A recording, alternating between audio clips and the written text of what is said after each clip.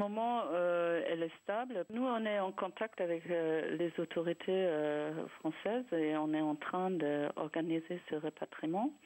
Donc, il y aura un vol avec un avion spécialisé, un avion médicalisé spécialisé dans ce type de transport.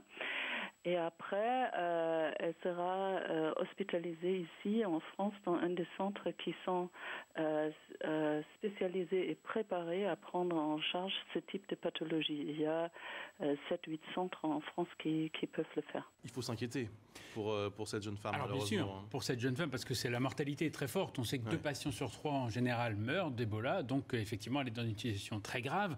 Maintenant, elle est isolée, c'est le point fondamental. Un malade doit être isolé, tous ses contacts doivent être évidemment surveillés. Isolée à tel point qu'elle va être revenue bientôt en avion sécurisé. Pourquoi est-ce qu'on la rapatrie en France ? Alors, parce qu'on est sûr de pouvoir lui donner les meilleurs soins dans des conditions sécurisées, de pouvoir faire éventuellement des analyses.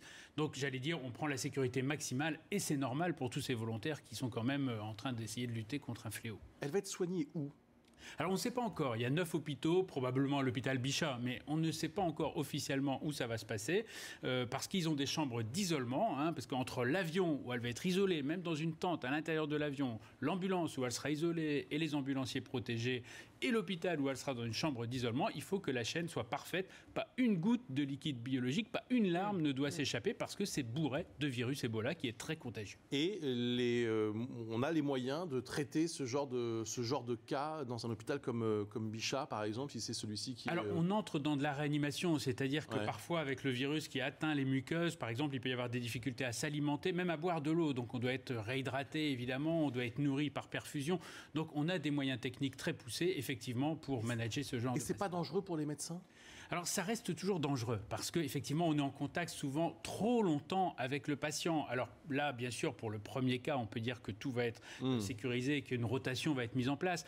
Mais bien sûr, quand on fait face à une épidémie où il y a beaucoup de malades, c'est plus délicat parce qu'on est toujours tenté, quand on est soignant, de rester un peu plus longtemps avec ces malades qui sont en isolement et en détresse. Et parfois, on s'expose davantage. Merci beaucoup, Damien Mascret.